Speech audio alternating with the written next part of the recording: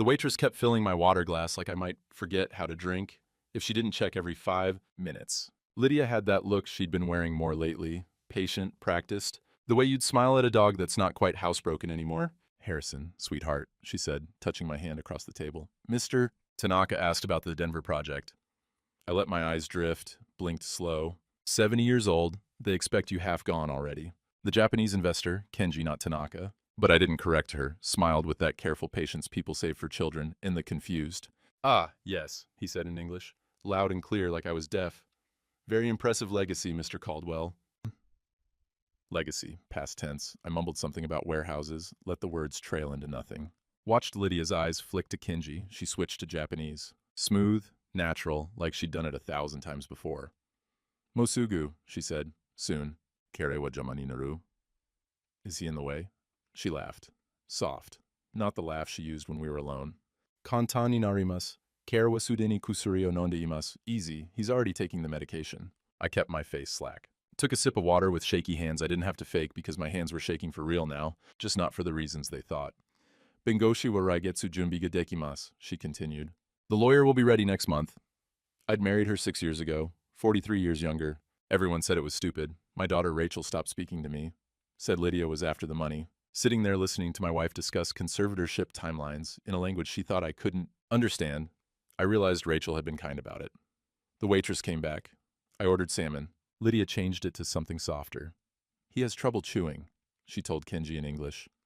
I smiled at her. Squeezed her hand. She smiled back. I wanted to throw up.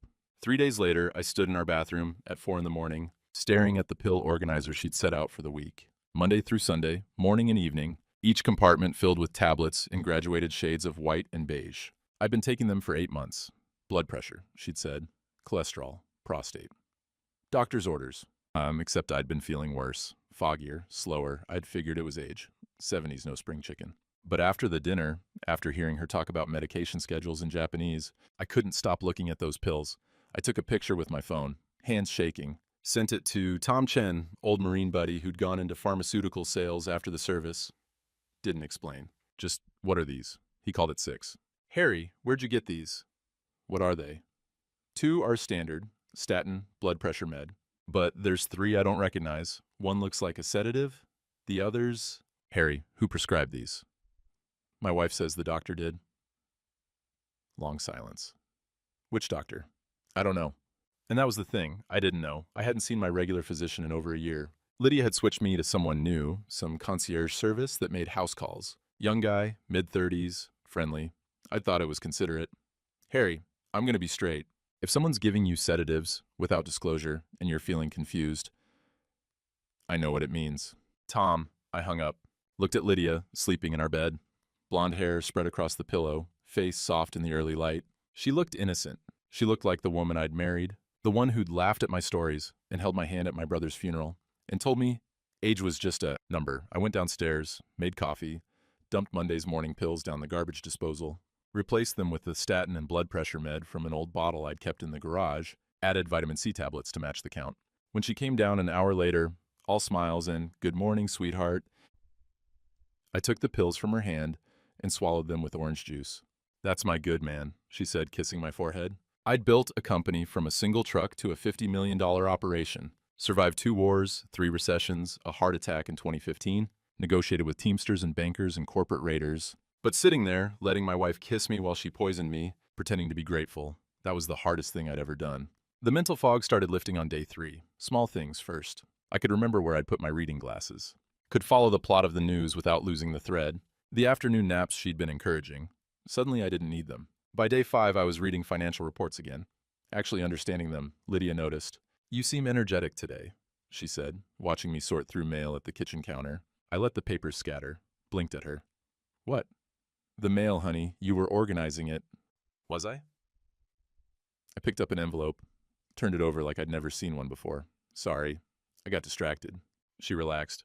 It's okay, sweetheart. Why don't you rest? I think I will. I went upstairs, lay on the bed, pulled out my phone, and started Googling guardianship proceedings in Colorado. Read about C. RS, Serrer 15 to 14 to 310. Appointment of guardian for incapacitated person, court-appointed attorneys, physician evaluators, required notice periods. She was doing this by the book. legal, professional, like she'd done it before. That thought stuck in my head like a burr.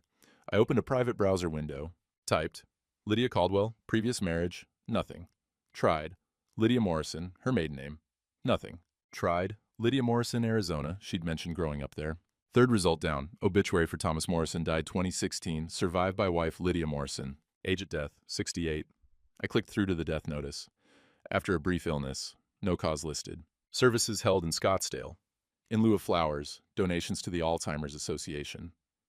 Brief illness, Alzheimer's. At 68, I saved the obituary, took a screenshot, sent it to Tom Chen with one word, her. Then I went downstairs and asked Lydia what she wanted for dinner. That night, I stood in my closet, pretending to look for a sweater while she got ready for bed. There was a loose board in the back corner, behind the shoe rack. I'd found it years ago, never mentioned it. Just one of those things you notice in an old house. I pried it up with my pocket knife, pulled out my old service pistol, .45 I'd carried in Vietnam, kept oiled and wrapped in canvas, checked the action, still smooth.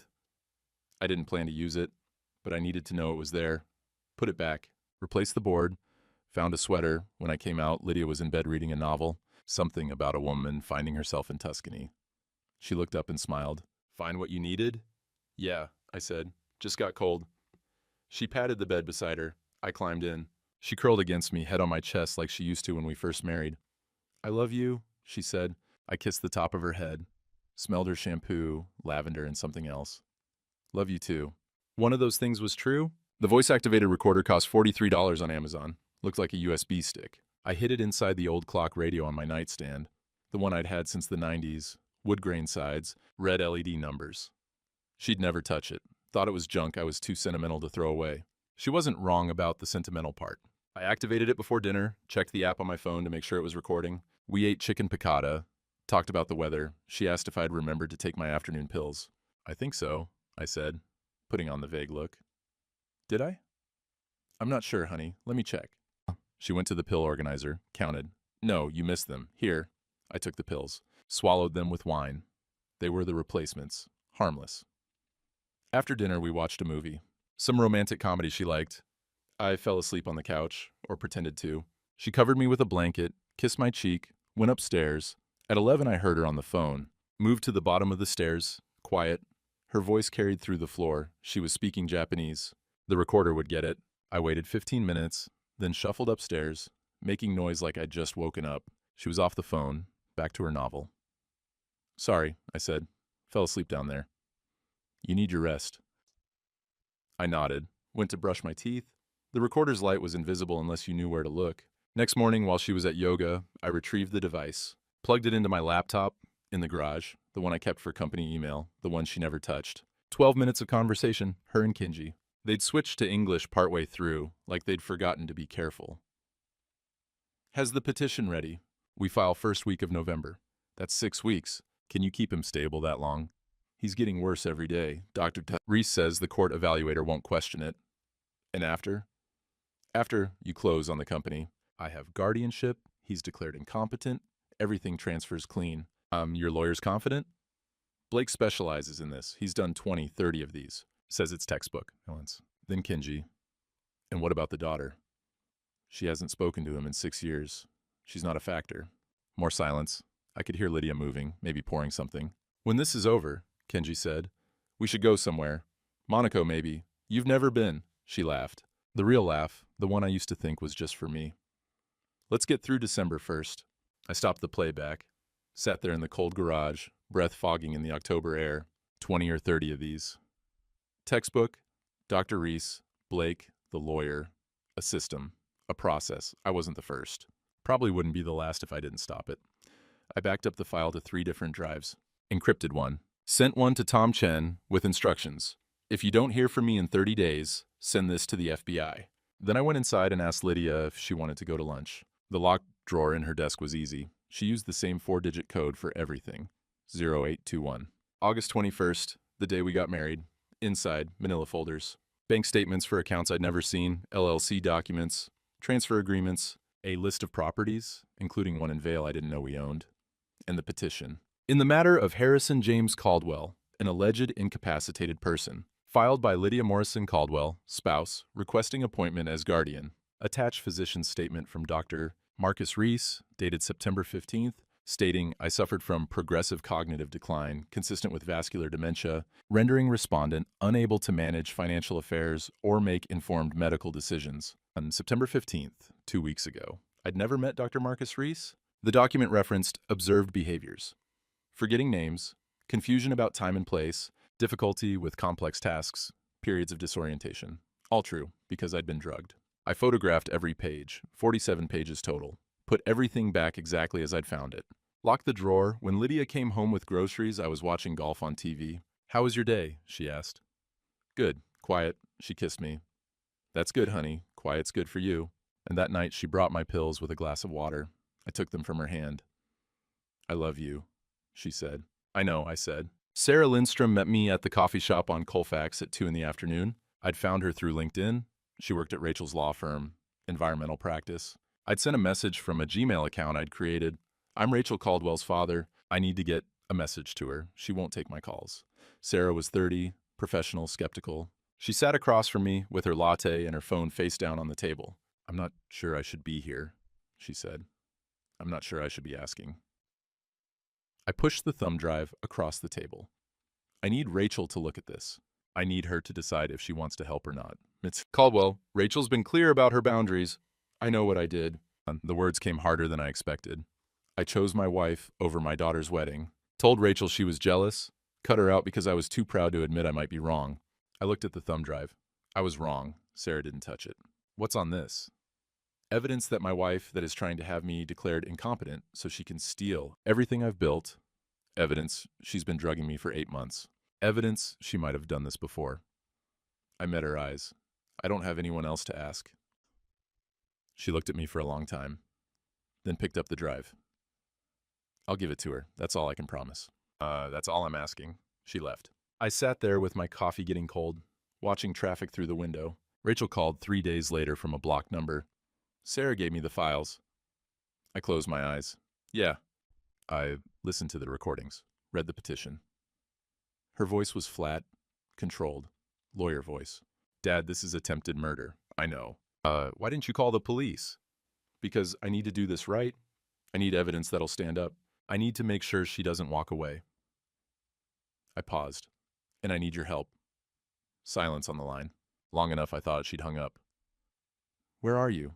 She finally said. Home. Lydia's at Pilates. I'll send you an address.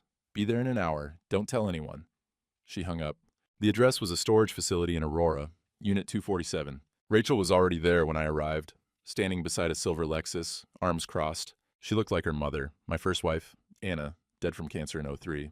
Same dark hair, same set to her jaw. She didn't hug me, just nodded to the storage unit. Inside. The unit was empty except for 2 folding chairs and a card table. She'd brought a laptop, a yellow legal pad, and a briefcase. We sat. Show me everything, she said. I did. Played the recordings, showed the photographs of the pills, the petition, the bank statements, the LLC transfers. Showed her the obituary for Thomas Morrison. She took notes, didn't interrupt. When I finished, she sat back. You've been off the sedatives for 2 weeks? Yeah. How do you feel? Clear, sharp, angry. She almost smiled. Good. You're going to need that. She opened the briefcase. I've already made some calls. Forensic accountant I trust. Private investigator who's worked with our firm. We need to move fast. November 1st, she files the petition. Then we have 3 weeks to build a case. She looked at me. Dad, this is going to get ugly. Public. If we do this, your marriage ends. Your reputation takes a hit. People will ask why you didn't see it coming. I know. And when it's over, you and I, we're not just fixed. You understand that? I nodded. I understand. And she pulled out a contract. I'm not doing this as your daughter. I'm doing this as your attorney. Sign this retainer. I signed it. She filed it in the briefcase, looked at me. We're going to destroy her, Dad. Completely. Are you ready for that? I thought about Lydia's smile, the pills, the Japanese conversations, Thomas Morrison, dead at 68. Yeah, I said. I'm ready. Rachel nodded. Good. First thing, you keep taking her pills, but you're taking the replacements. We need her to think she's winning. Second, you're going to meet the court evaluator, and you're going to act confused. Make them believe it. Can you do that? I built a logistics company from nothing. I can act. Third, we're getting you a prenup analysis. Did you sign one? Yeah, 2018. Before we married. Who was your attorney? Richard Kovac. We'll pull that. If your assets were protected as separate property, the irrevocable trust I'm setting up can't be challenged. And she made a note. Fourth, we're finding everything on her, sir. Every account, every property, every connection to Kenji Tanaka. And we're finding out what happened to Thomas Morrison. He died in Arizona, 2016. Then I'm calling a PI in Phoenix. She looked at me. This is going to cost you a lot. I don't care about the money. You should, because we're going to move all of it before she can touch it. She pulled out another document. This is an irrevocable trust structure. You're transferring your assets to a trust with me as trustee. She can't access it, can't challenge it because of the prenup. Everything you own goes into a protected vehicle. In the company, she smiled then, thin. The company gets special treatment. We're going to let her have it. What? We strip the assets, move them to subsidiary LLCs owned by the trust, leave the company as a shell with massive hidden liabilities, environmental cleanup, deferred maintenance, pension obligations. Then we let Kenji buy it. She tapped the table. They think they're buying an empire. They're buying debt. I stared at her. That's cruel. Yes, she didn't blink. It is. I thought about it, about 40 years of work, about the logo I designed on a napkin in 1984, about the first warehouse, the first route, the first driver I'd hired. Do it, I said. Rachel pulled out a pen. Then let's get to work. The forensic accountant's name was Dmitry Volkov, Russian immigrant, 50s, wireframe glasses, and a Brooklyn accent. He worked out of a cramped office in Capitol Hill that smelled like old coffee and paper. Rachel introduced us. Dmitry shook my hand with a grip like a mechanic's. Your daughter says you have interesting problem, he said. That's one word for it. He gestured to a conference table covered in printouts. I pull everything on your company. 40 years of records. Also, I look at wife's LLC transfers. Also, I find other things. And he spread out a flow chart. Boxes and arrows in 3 colors. Red is your money leaving. Blue is where it goes. Green is who controls it. He tapped a cluster of blue boxes. 5 different LLCs. All registered in Delaware. All owned by shell corporations. All ultimately controlled by, he pointed to a green box, Kenji Tanaka. She's been funneling money to him. For 2 years, small amounts at first, 10, 20,000, then bigger, 50, 100. Total, he checked his notes, 341,800. I felt something cold settle in my chest. From where?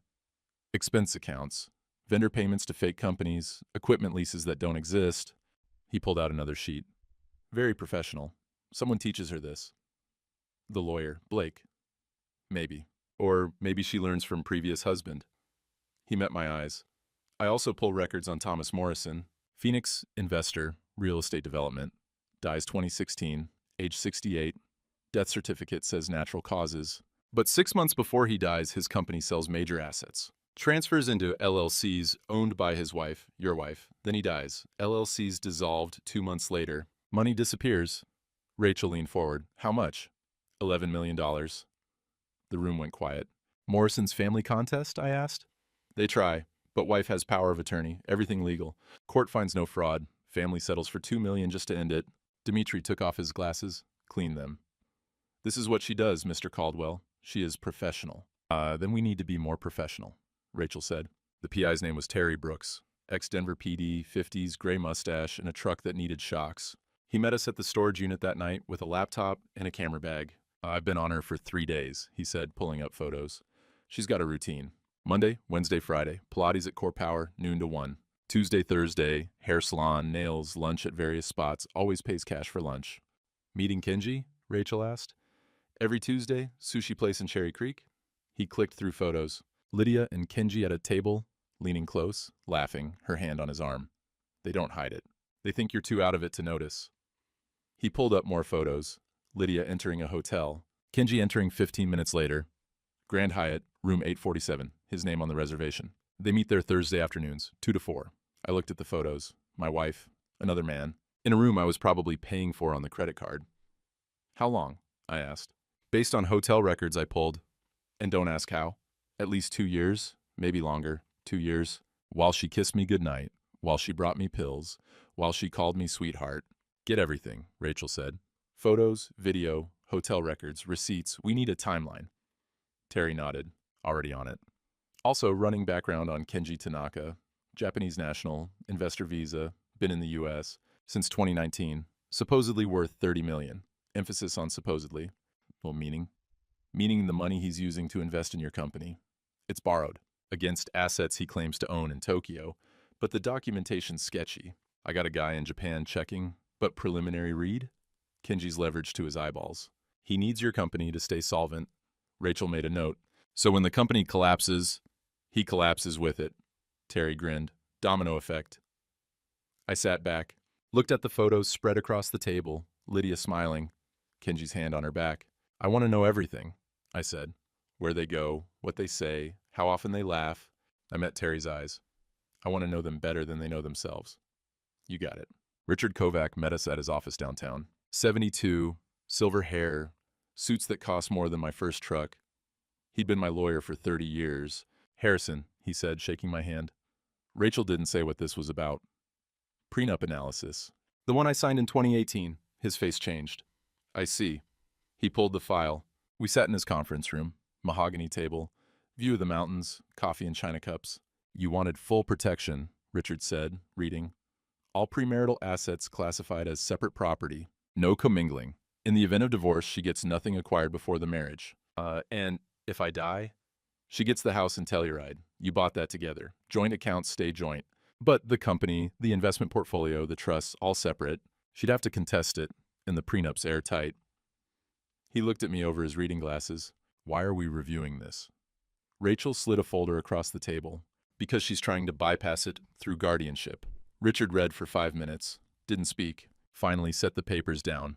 She's going for incapacitation. If you're declared incompetent, she becomes guardian, controls everything, sells before you die, or while you're institutionalized. Prenup doesn't matter if you're not competent to enforce it. Can we block it?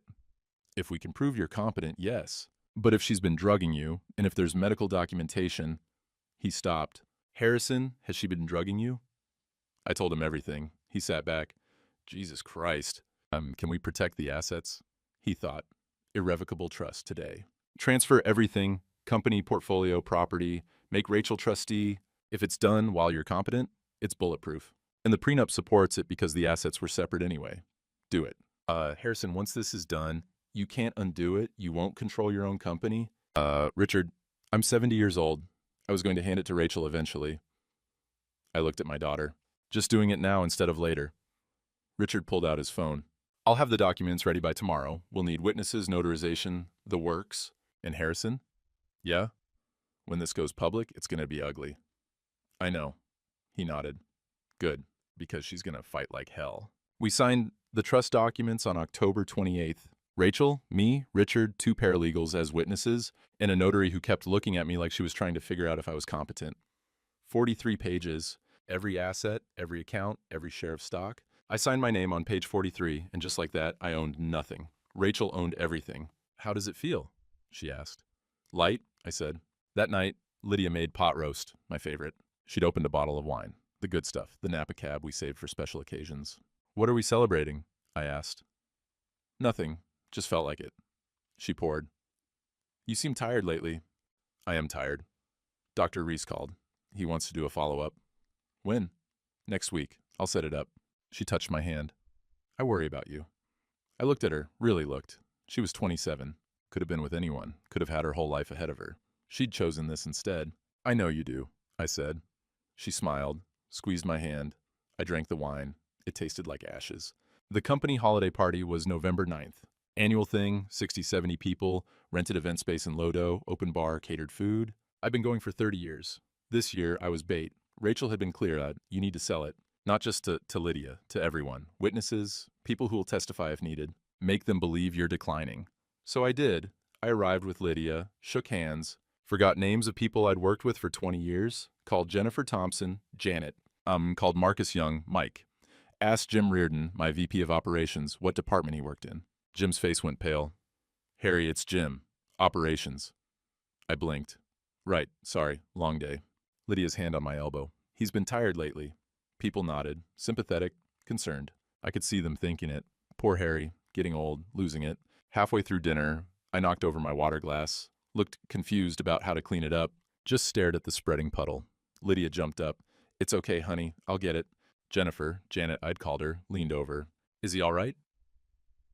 He has good days and bad days, Lydia said quietly, loud enough for others to hear. We're seeing a specialist. After dinner, speeches. I'd given them for 30 years. Tonight, I started strong. Thank you all for coming. It's been a good year. Denver projects ahead of schedule. Portland expansion looking solid. Then I stopped, lost the thread, looked at my notes I'd intentionally made illegible. I squinted. The numbers are... Jennifer has the numbers. Janet, someone whispered. I looked confused. Sorry? Lydia stood up, touched my shoulder. Honey, maybe we should... No, I'm fine. I shuffled my notes. Where was I? Jim Reardon stood.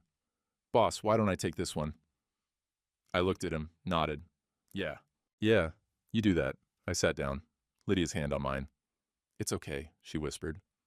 I let her hold my hand. People finished dinner fast, left early, avoided eye contact. In the car, Lydia said, That was hard for you. I'm just tired. I know, sweetheart. She drove in silence. Then, Dr. Reese thinks we should move up the evaluation. Whatever you think is best. She reached over, squeezed my hand. I watched the city lights blur past and thought about Terry Brooks's photos. Lydia and Kenji at the hotel. Her laugh. Her hand on his arm. Let her think she won. Dr. Marcus Reese came to the house on November 12th. 40-something, expensive haircut, medical bag that looked unused. Lydia showed him to the living room. Thank you for coming, doctor. Of course. He sat across from me, pulled out forms. Harrison, I'm going to ask you some questions. Just answer as best you can. Okay. No, what year is it? I paused. 2023? Close, it's 2024. Right, sorry. What month? I looked at Lydia. October? November, she said gently. Dr. Reese made notes. Who's the president? I got that one right, barely. Can you count backward from 100 by sevens? I tried. Made it to 86 before I stopped. Sorry, lost track. More notes. Can you remember 3 words? I'm going to say them now and ask you to repeat them in a few minutes. The words are apple, table, penny. Apple, table, penny. He asked more questions. About my medical history, my daily routine, whether I'd noticed any changes. I forget things, I said. Names mostly, sometimes where I am. Does that frighten you? Yeah. He nodded. That's normal. Harrison, I'm going to recommend some additional testing. Brain imaging, neurological workup. But based on today's evaluation, I'm seeing signs of cognitive impairment consistent with early-stage dementia. Lydia's hand flew to her mouth. Oh, God. It's manageable with medication and support, but you'll need help with daily tasks, financial decisions, medical choices. I can do that, Lydia said quickly. Whatever he needs. Dr. Reese smiled. I'm sure you can. I'll prepare a report for your attorney. They talked for a few more minutes. I sat there, looking vague. Before he left, he asked, Harrison, what were those 3 words I asked you to remember? I blinked. What words? He made a final note. It's all right. Don't worry about it. After he left, Lydia sat beside me. I'm scared, she said. Me too. She put her head on my shoulder. I won't let anything happen to you. I know. She didn't see me smile. The court-appointed attorney showed up November 15th. Anna Castillo, public defender's office, overworked and underpaid. She sat in our dining room with a legal pad and a tired expression. Mr. Caldwell, I'm here to represent you in the guardianship proceeding. Do you understand what that means? Not really, I said. She explained, slowly, using small words. I nodded along, asked questions that showed I didn't quite grasp it. And you're okay with this? She asked. If Lydia thinks it's best? Lydia sat beside me, holding my hand. Perfect concerned wife. Anna made notes. I'll need to interview you separately. That's fine. Lydia left. Anna leaned forward. Mr. Caldwell, do you feel safe? Yeah. Do you want this guardianship? I looked at her, played it just right. Confused, uncertain, but trusting. I don't really understand it, but Lydia says it'll help. Do you trust her? She's my wife. Anna wrote for a long time, finally closed her notebook. I'll file my report with the court. The hearing's set for December 18th. Okay, she left. Lydia came back in. What did she ask? If I felt safe. If I trusted you? What did you say? I took her hand. I said you're my wife. She kissed me. I love you so much. I know, I said. That night, I listened to her on the phone with Kenji. The recorder caught everything. 3 more weeks, she said. The attorney filed, the evaluator came, they both support it, and he suspects nothing. He doesn't suspect anything. He can barely remember what day it is. Kenji laughed. You're terrifying. I'm effective. Same thing. She laughed too. After the hearing, you close on the company. I have guardianship. We wait 6 months. You're tops. Then he's in a facility. We have everything, and we're free. Monaco? Anywhere you want. I stopped the recording, backed it up, added it to the file. 3 more weeks, let them count down. Rachel's office, late November. The table covered in documents, coffee cups, notepads filled with timelines and evidence chains. We have everything, she said, reviewing the files. Recordings. Pill analysis showing benzodiazepines and sedatives not prescribed by your actual doctor. Financial records showing embezzlement. PI photos of the affair. Morrison's death certificate and the pattern. Dr. Reese's history. Terry found 3 complaints filed against him for insurance fraud. All settled. Is it enough? It's enough for criminal charges. Attempted murder, fraud, conspiracy. But we need to deliver it right. She pulled up a calendar. The hearing's December 18th. Kenji's closing on the company is December 8th, I said. 10 days before.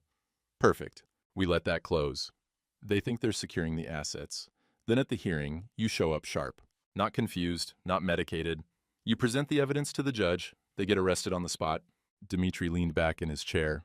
The company they buy will be worth negative $3.2 million once the hidden liabilities surface. Environmental cleanup alone is $1.8 million. Deferred pension obligations, another $1 million. Equipment leases he's assuming, all fraudulent, but he's liable. And Kenji's leveraged against assets in Tokyo he doesn't actually own, Terry added. When this collapses, he faces bankruptcy and fraud charges in 2 countries. Rachel looked at me. Dad, this destroys them completely. Are you sure? I thought about Thomas Morrison, about the $11 million, about the family that tried to fight and lost. I'm sure. Then we lock it down. She pulled out a timeline. December 1st, final asset transfers to trust complete. December 8th, company sale closes. December 15th, we file our evidence with the court and the DA. December 18th, showtime. Thanksgiving was strange.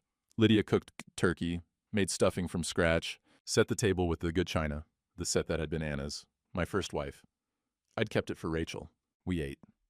Just the 2 of us. She talked about maybe going to Vail for Christmas. I nodded along.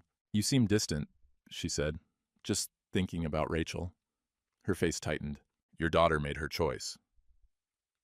I know. Doesn't mean I don't miss her. Lydia softened. I know, honey, but she didn't want to be part of your life. That's on her. I cut my turkey. You're right. And we finished dinner, watched football. She fell asleep on my shoulder. I sat there, her head warm against me, and thought about Rachel 3 miles away, eating takeout Chinese and building evidence binders. December 8th arrived cold and clear. The closing was at Kenji's attorney's office. Downtown high-rise, 40th floor, conference room with views of the mountains. I played my part, shuffled in, let Lydia guide me to a chair, signed where they pointed. 47 pages. Each one transferring control of Harrison Caldwell Logistics to Tanaka Investments, LLC. The attorneys shook hands, congratulated each other. Kenji smiled at me. Thank you, Mr. Caldwell. I'll take good care of your legacy. I'm sure you will, I said. Lydia squeezed my hand. We left. In the car, she was vibrating with energy. It's done. It's finally done. What is? Nothing, honey. Just work stuff. That night, she opened champagne. We didn't drink champagne. What are we celebrating? I asked. The future, she said. We clinked glasses.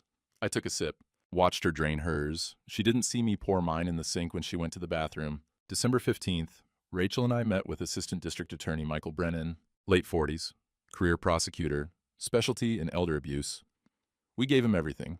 3 binders, audio files, video, lab results, financial forensics. Testimony lined up from Tom Chen, Richard Kovac, Dimitri, Terry. He read for 2 hours, didn't speak. Finally looked up. This is the most comprehensive evidence package I've seen in 20 years. Is it enough? Rachel asked. It's enough for attempted murder, conspiracy to commit fraud, embezzlement, and about 6 other charges. He flipped through the Morrison file. And with this pattern, we can coordinate with Arizona. They might reopen that case. What happens at the hearing? I asked. You show up competent. I'll have detectives present. When the judge sees you're not incapacitated, and you present this evidence, I'll move for immediate arrest. They'll be in custody before they leave the courthouse. Both of them. Both of them. And Dr. Reese. We'll move on him separately. Rachel nodded. What about Kenji's extradition? That's federal. But with the fraud charges, he'll be held without bail. The company collapse will happen simultaneously. He won't have resources to fight. Brennan closed the binder. Mr. Caldwell, you understand this goes public. Your marriage, the affair, the drugs, it's all going to be in the news. I understand. And you're prepared for that. I thought about sitting in that restaurant, hearing Lydia and Kenji laugh in Japanese. Thought about taking pills from her hand. Thought about Thomas Morrison's obituary. Yeah, I said, I'm prepared.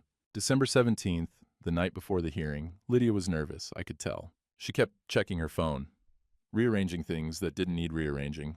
Tomorrow's going to be hard, she said. I know, but it's for the best. You'll be taken care of. I trust you. She sat beside me, took my hand. Harrison, I want you to know, I do love you. I know this seems clinical, but I really do care. I looked at her. At her face, still young, still beautiful. At her eyes, clear and calculating. I know, I said. She kissed me. Get some sleep. Big day tomorrow. I went upstairs, lay in bed, didn't sleep. At 3 in the morning, I got up, went to the closet, found the loose board, pulled out the .45. Held it for a long time. Put it back. Some wars you win with silence, not bullets. The courtroom was smaller than I expected. Wood paneling, fluorescent lights humming overhead, a judge's bench that had seen better decades. Judge Patricia Morrison, no relation to Thomas, presiding. 60-something, reading glasses on a chain, the look of someone who'd heard every lie there was. Lydia sat beside her attorney, Blake Henderson. Expensive suit, expensive watch, expensive smile that probably billed at $400 an hour. He'd done this before. 20 or 30 times, Lydia had said on the recording. Anna Castillo sat at the respondent's table with her public defender's briefcase and her tired expression. She'd filed her report, done her job. I sat next to Rachel in the gallery, 3 rows back. Dressed in a navy suit I'd had tailored last week. Fit properly now that I wasn't drugged and losing weight. Clean-shaven, alert, watching. Blake did a double take when he saw me. Leaned over to Lydia, whispered something. Her face went from confident to pale in about 2 seconds. Good. Judge Morrison entered. We stood. She settled in, opened a file folder, scanned it briefly. Be seated. We're here on the matter of Harrison James Caldwell, alleged incapacitated person, case number 24 PR 8847. She looked over her reading glasses. Ms. Castillo, I've reviewed your report. Your assessment? Anna stood. Your Honor, based on my interviews and observation, the respondent appears to have significant cognitive impairment. Memory deficits, confusion regarding dates and people, difficulty following complex conversation. However, he expressed no objection to the guardianship and appears to trust the petitioner, his wife of 6 years. Dr. Reese's evaluation? Blake stood smoothly. Submitted and filed, Your Honor. Dr. Reese conducted a comprehensive cognitive assessment and found significant decline consistent with vascular dementia. He recommends full guardianship for both medical and financial decisions. And the petitioner seeks both medical and financial guardianship? Yes, Your Honor. Mrs. Caldwell is prepared to provide full-time care and manage all aspects of Mr. Caldwell's welfare. Judge Morrison looked at the file. Mr. Caldwell is 70 years old. Previously operated a successful logistics company, is that correct? Yes, Your Honor, but his condition has deteriorated rapidly over the past 8 months. I see. She looked across the courtroom. Mr. Caldwell, are you present? I stood. Yes, Your Honor. Every head turned. The court reporter's fingers paused on the keys. Judge Morrison's eyebrows rose. You're Mr. Caldwell? I am. Do you understand why you're here today? Yes, Your Honor. My wife filed a guardianship petition because she believes I'm incapacitated and unable to manage my own affairs. I'm here to demonstrate that I'm not incapacitated and to present evidence that this petition is fraudulent. The silence in the courtroom was absolute. Blake shot to his feet. Your Honor, the respondent has been exhibiting severe cognitive impairment for months. His own court-appointed attorney documented it. Dr. Reese's evaluation clearly shows. I've been exhibiting symptoms of sedative toxicity, I said, voice level and clear, because my wife has been drugging me for 8 months with benzodiazepines and other medications prescribed by Dr. Marcus Reese, who is not my physician of record and who has never conducted a legitimate medical examination of me. Lydia's hands gripped the table. Her knuckles went white. Judge Morrison leaned forward. Mr. Caldwell, that's an extremely serious accusation. Yes, Your Honor. I have comprehensive evidence to support it. Rachel stood. Your Honor, Rachel Caldwell, representing my father. We'd like to present evidence of fraud, conspiracy, attempted murder, and financial exploitation. We've also coordinated with the district attorney's office. Blake was on his feet. Your Honor, this is highly irregular. The respondent is clearly experiencing paranoid delusions. The respondent is experiencing clarity for the first time in 8 months, Rachel said. because he stopped taking the drugs his wife was giving him without his informed consent. Judge Morrison held up a hand. Mr. Henderson, sit down. Ms. Caldwell, this is a guardianship proceeding, not a criminal trial. We understand, Your Honor. But the evidence we're presenting directly bears on whether my father is actually incapacitated or whether that incapacity was artificially induced as part of a criminal conspiracy. A.D. Michael Brennan stood from the gallery, 2 detectives beside him. Your Honor, Michael Brennan, Denver District Attorney's Office. We're prepared to support this evidence presentation and to take appropriate action based on what's revealed.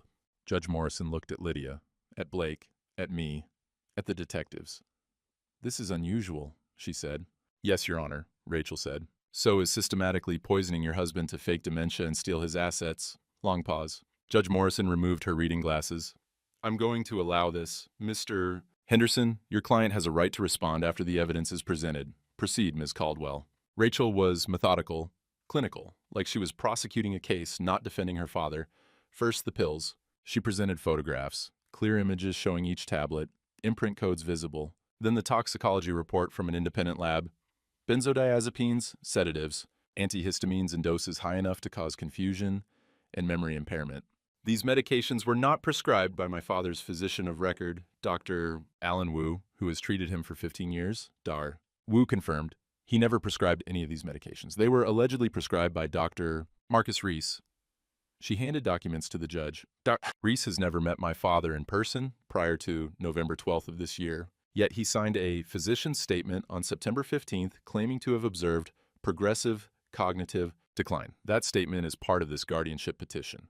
Blake started to object. Judge Morrison silenced him with a look.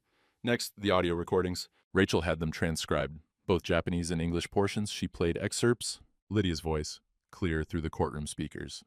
He's already taking the medication. The lawyer will be ready next month.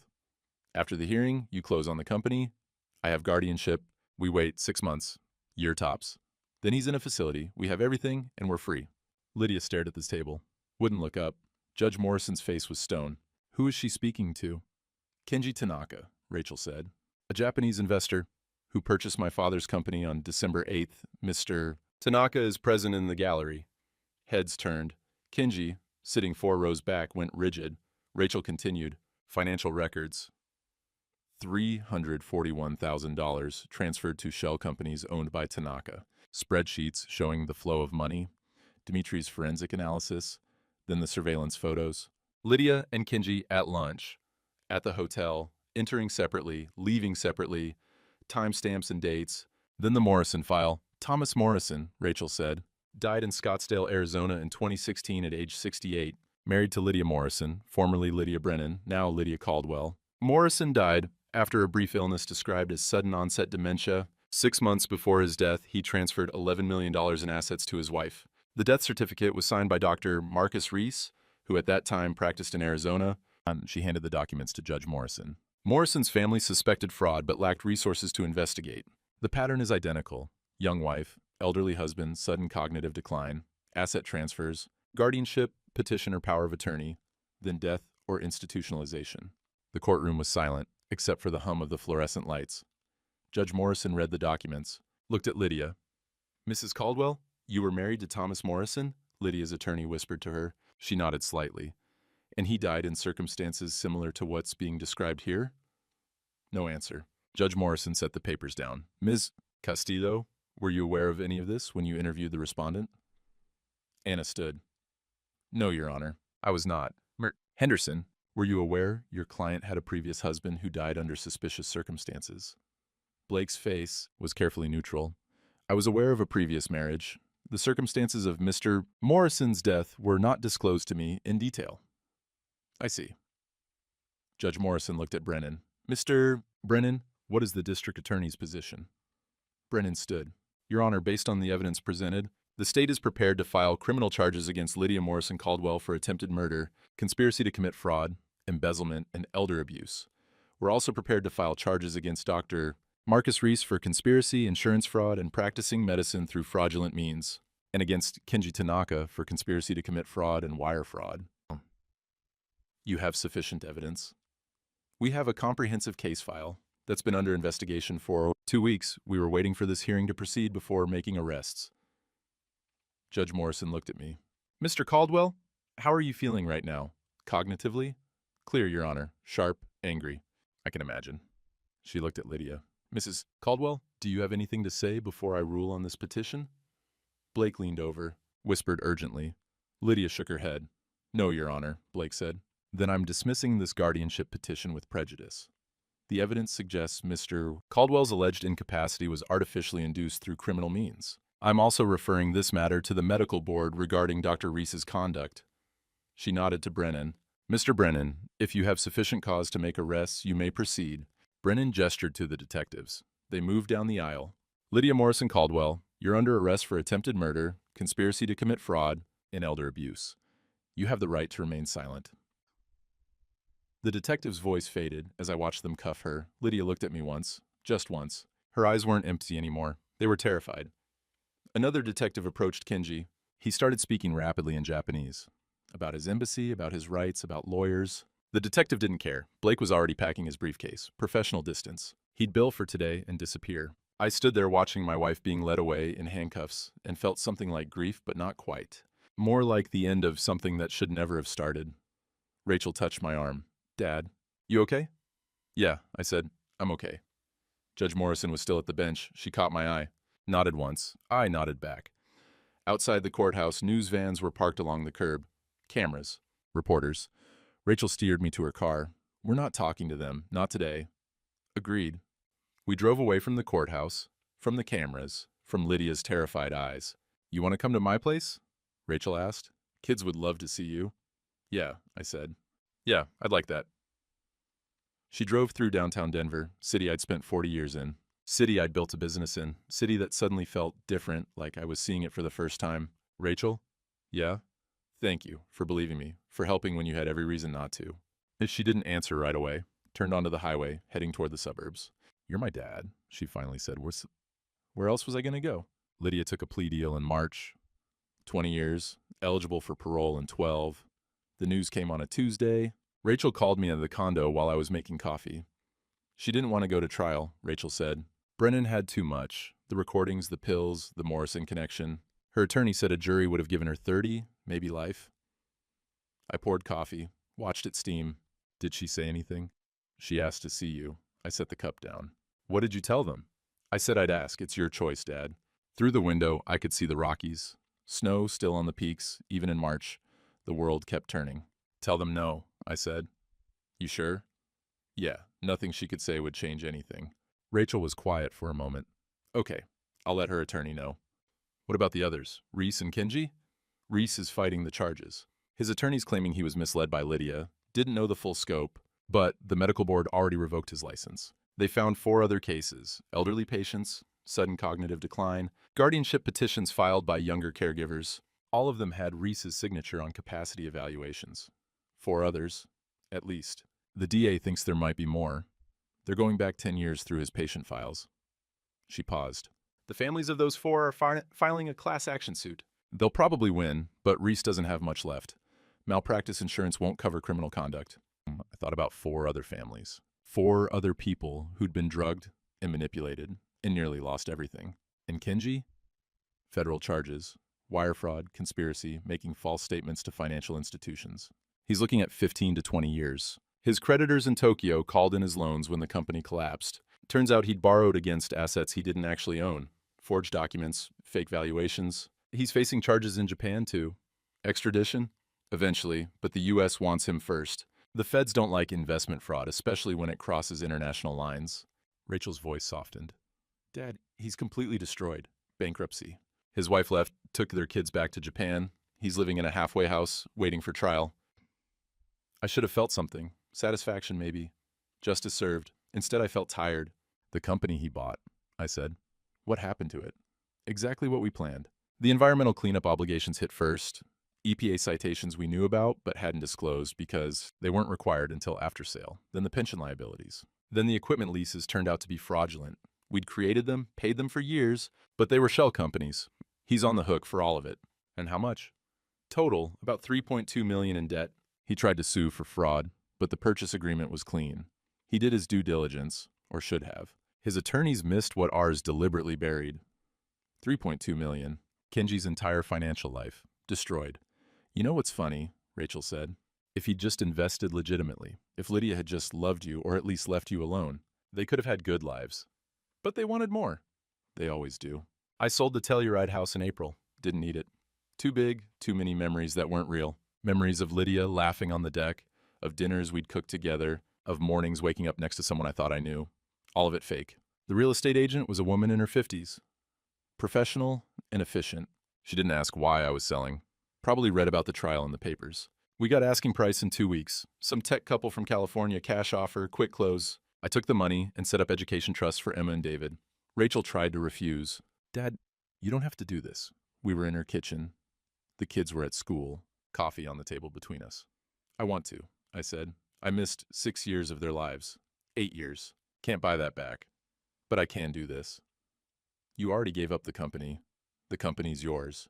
Always should have been. This is different. This is for them. She looked at the trust documents. $200,000 each. Managed growth. Available for college, grad school, first house. It's too much, she said. It's what I should have done when they were born. Instead, I was married to a woman who was planning to kill me. I met her eyes. Let me do this, please. And she signed the acceptance papers. Then she hugged me, long and hard. Thank you, she said. You're welcome. May brought warm weather and a phone call from Tom Chen. Harry, you see the news? I was on Rachel's porch, watching Emma and David play in the yard. Which news? Arizona reopened the Morrison case. DA down there charged Lydia posthumously, charged her for Morrison's death. They're saying it was murder, not natural causes. Enough evidence to proceed. I watched Emma chase David with a stick. Normal kid stuff, the world they lived in, still innocent. Can they prosecute her while she's serving time here? Probably wait until she's done with the federal sentence. But Morrison's family filed a civil suit too. Wrongful death. They're going for the full $11 million plus punitive damages. She doesn't have it. I know. But they'll get a judgment. Follows her forever. She'll never have anything again. Not legally. Emma fell. Started crying. Rachel went to her, checked her knee, kissed it. Emma stopped crying, ran back to play. Harry, you there? Yeah, just watching my grandkids. How's that going? Good. Really good. I paused. Tom, I never thanked you for identifying those pills, for believing me when I called. Brother, you don't thank me for that. We're Marines. We take care of our own. Still, thank you. You doing okay? Really? I thought about it. About the condo, about dinners with Rachel's family, about Emma's drawings on my refrigerator, and David teaching me how to play Minecraft. Yeah, I said. I'm doing okay. June, I officially retired from everything, signed the final papers. The company was fully Rachel's now. The trust had transferred operational control. She'd brought in new management, modernized the routing systems, expanded into e-commerce logistics. Revenue was up 18%. You're better at this than I was, I told her. We were in her office. Used to be my office. She'd redecorated, lighter colors, better lighting, photos of Emma and David where I'd kept industry awards. I had a good foundation to build on, she said. You're being kind. I'm being honest. You built something real, Dad. Something that lasts. I'm just adapting it. I looked around the office. 40 years I'd spent in rooms like this. 40 years of roots and contracts and logistics problems and labor disputes and expansions and recessions, all of it over. How's it feel? Rachel asked. Strange. Like, I should be worried about something, but there's nothing left to worry about. That's called retirement. Feels weird, she smiled. You'll get used to it. I hoped she was right. July brought a letter from Lydia. It came to Rachel's office, forwarded from the prison. 3 pages, handwritten on yellow legal paper. Rachel brought it to dinner at her house, set it on the table between us after the kids had gone to play. You don't have to read it, she said. I looked at the envelope. Federal Correctional Institution, Waseca, Minnesota. That's where they'd sent her. Medium security, women's facility. What's it say? I didn't read it. Not my place. I picked it up, felt the weight of it. 3 pages. Whatever she wanted to say, it took 3 pages. She wants something, I said. Probably. I set it down. I don't need to read it. You sure? Yeah. Nothing in there changes what happened. Nothing makes it better. I pushed the envelope toward Rachel. Throw it away. She took it. Didn't argue. Later that night, after Emma and David were in bed, Rachel and I sat on the porch with beer and the sounds of summer crickets. You ever wonder what she wrote? Rachel asked. Sometimes. Then I stopped wondering. Why? Because it doesn't matter. She's sorry? Good. Doesn't bring back 8 months of my life. She wants forgiveness? That's not mine to give. She needs to find that somewhere else. She wants to explain. I drank my beer. There's nothing to explain. She tried to kill me for money. Pretty simple. Rachel was quiet for a while. You're angrier than you let on. Yeah, and that's okay, to be angry. I know, I'm working on it. How? I gestured to the house, to the yard where the kids had played, to the evening settling in, warm and easy. This, I said. This helps. Emma's dance recital was chaos. 20 kindergartners in tutus, a stage too small, a sound system that cut out twice, and parents filming on phones blocking everyone's view. The piano player looked like she'd rather be anywhere else. Emma saw me in the third row. Waved so hard she nearly fell over. I waved back. The music started. Half the kids forgot the choreography. Emma did okay, lost her place during the second verse but recovered. When it was over, she took a bow, like she'd just performed at Lincoln Center. The kids ran off stage. Emma found Rachel first, then saw me and charged over. Grandpa, did you see? I saw. You were wonderful. I messed up the turn. I didn't notice. She hugged my legs. You're being nice. And David, 8 years old, serious as always, sat down beside me. She messed up twice, but she kept going. That's what matters. Smart kid, I said. I know. After the recital, we went for ice cream. Our Saturday tradition started 3 months ago and already sacred. Emma got chocolate chip. David got cookies and cream. Rachel got something with caramel. I got butter pecan, same thing I'd been getting since 1975. We sat outside Glacier Ice Cream on a bench, watching people walk dogs and push strollers and live their lives. Grandpa? Emma said, licking chocolate off her fingers. Why don't you live with us? Rachel started to redirect. I touched her arm. Because grown-ups live in their own houses, sweetie. But you're old. Emma, Rachel said. It's okay. I smiled at her. You're right, I am old, but I like living in my condo. I've got a good view of the mountains, and you and David visit, and that's even better. Don't you get lonely? The question landed heavier than she meant it. I thought about it, about mornings alone with coffee, about evenings when the condo was too quiet, about nights I couldn't sleep, thinking about Lydia in prison, about Thomas Morrison's family, about choices and consequences and the things you can't undo. Sometimes, I said. But that's okay. Everybody gets lonely sometimes. Even kids? Even kids. She nodded, satisfied with that answer. Went back to her ice cream. David looked at me with those serious 8-year-old eyes. Are you lonely right now?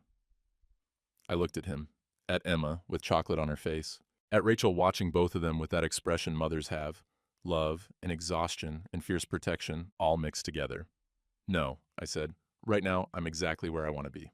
August, Rachel's birthday, 46th. We celebrated at her house. Nothing fancy, burgers on the grill, potato salad, corn on the cob.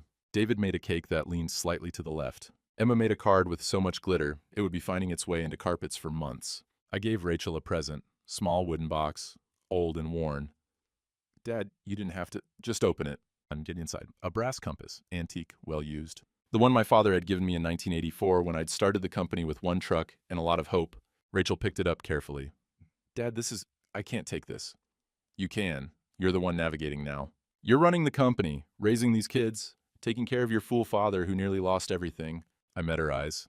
Seemed right to pass it on. She turned it over. Read the inscription on the back, engraved in my father's handwriting. True north, always. What does it mean? She asked quietly. Means you find the right direction and you stick to it, even when it's hard, even when you're scared. You find true north and you don't let anything pull you off course. And she held the compass, and for a second she looked like she might cry. Thank you, she said. We ate cake, lopsided and perfect, sang happy birthday off key. Emma got frosting in her hair and on her dress and somehow on the dog. Later, after the kids were in bed and the dishes were done, Rachel and I sat on the porch. Warm night. Late summer, the kind of evening that makes you believe things might work out. You ever think about dating again? Rachel asked. I laughed. I'm 71. So, you're healthy. You're not bad looking for an old guy. You could meet someone. I don't trust my judgment anymore. Made one catastrophic choice. Might make another. Or you might not. People learn. I thought about Lydia, about how I'd ignored every warning sign. Because I'd wanted to believe someone could love me despite the age gap, despite the obvious inequality, despite common sense screaming at me to wake up. Maybe someday, I said. But not now. Right now I'm good with this. With what? This. You, the kids, Saturday ice cream, being grandpa instead of CEO. I looked at her. I wasted 6 years being proud and stupid. I'm not wasting whatever time I have left. She reached over, squeezed my hand. I'm glad you're here, Dad. Me too. We sat in comfortable silence. Crickets. Distant traffic, a dog barking somewhere down the street. Rachel? Yeah? I'm proud of you.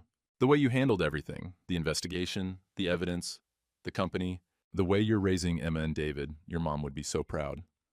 Her eyes glistened. Don't make me cry on my birthday. Sorry. No, you're not. I smiled. No, I'm not. September arrived with cool mornings and the first day of school. I drove Emma and David. Rachel had an early meeting, some client in Tokyo. Time zones made it complicated. The kids had their backpacks and lunchboxes, and that first day of school energy that's half excitement, half nerves. Emma was going into first grade. New teacher, new classroom, new expectations. What if nobody likes me, she asked from the back seat. They'll like you. You're smart and funny and kind. What if I mess up? Then you try again. That's what brave people do. They mess up and keep going. Like when you messed up with Lydia? The question came from David, matter of fact. 8-year-olds don't have filters. I glanced in the rearview mirror. Yeah, like that. But you fixed it, he said, with help from your mom and some other people. Because you were brave? I thought about that, about discovering the pills, about playing confused while gathering evidence, about facing Lydia in court. I don't know if it was brave. It was just necessary. Emma piped up. Mom says brave is when you're scared, but you do it anyway. Your mom's pretty smart. We know, David said. I pulled into the school parking lot. Kids everywhere, running, laughing, crying, clinging to parents. The whole spectrum of human emotion in a parking lot. Emma unbuckled. Wish me luck. Good luck, Grandpa. You don't need luck. You've got everything you need already. She smiled, ran to her classroom. David paused at the door. Grandpa? Yeah? I'm glad you're not dead. And the bluntness of it caught me off guard. Me too, buddy. Okay, bye. He walked to his classroom, calm, serious, 8 years old and already understanding more than I'd given him credit for. I sat in the car watching kids stream into the building, thought about being 71, about second chances, about how most people don't get them and fewer deserve them, about how I was still figuring out which category I fell into. But sitting there, watching Emma wave from her classroom window, and David disappear into the hallway with his too big backpack, maybe it didn't matter. Maybe showing up was enough. October came cold and clear. I sat on Rachel's porch on a Saturday morning, coffee in hand, watching Emma and David play in the leaves. They were building something, a fort maybe, or a nest. Hard to tell. Rachel brought out more coffee, sat beside me. You doing okay? She asked. Yeah, good day. Good days are getting more common, as they are. We watched the kids. Emma threw leaves at David. He threw them back. They laughed. I got a letter from Lydia's attorney, Rachel said. I didn't say anything. She wants to write to you. Says she's sorry. Wants to explain. What did you tell them? That it's your choice. I thought about it. About Lydia in prison. About 12 years of sorry. Tell them no, I said. Rachel nodded. Okay. Emma ran over. Grandpa, come see what we built. In a minute, sweetheart. She ran back. David was already adding more leaves. You ever wonder what she's thinking? Rachel asked. In prison? Sometimes. Then I stopped wondering. Because? Because it doesn't matter. What matters is this. I gestured to the kids, to the yard, to the Saturday morning. What matters is I'm here and not in some facility, drooling into my oatmeal while she spends my money. Rachel smiled. That's dark. It's true, Emma called again. Grandpa, now! I stood. Rachel stood with me. Dad? Yeah? I'm glad you're here. Me too, sweetheart, me too. I walked across the yard. Emma grabbed my hand. Look what we made. It was a pile of leaves. No structure, no design, just leaves. It's perfect, I said. Grandpa, it's just leaves. Best leaves I've ever seen, she laughed. David rolled his eyes. They went back to building. I stood there in the cold October sun, coffee cooling in my hand, watching my grandkids play. Thought about dignity, about silence, about the difference between giving up and letting go. Some men get second chances. Most don't deserve them. I'm still figuring out which one I am. But standing here, watching leaves fall and kids laugh and coffee steam in the morning air, maybe it doesn't matter. Maybe this is enough.